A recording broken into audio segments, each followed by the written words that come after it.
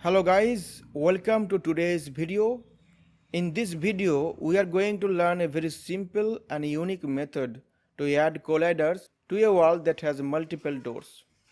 Normally when we work with a wall that contains doorways, we have to add multiple colliders and leave small gaps between them so that the player can pass through the doors. Usually what we do is we select the wall, add a collider, adjust it,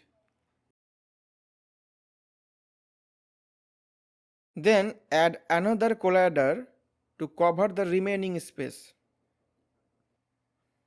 But trust me, this process wastes a lot of time and it gets frustrating because after a while you can't even tell which point belongs to which collider. So here's what we will do instead. First select the wall and add one collider, adjust it to the wall section on one side of the door. Now click the three dots on the collider component and select copy component. Then click the three dots again and choose paste component as new.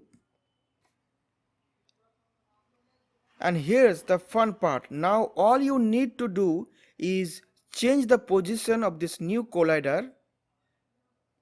With just that, you can quickly adjust the colliders for the rest of the wall without repeating all the previous steps. So that's it for today's video.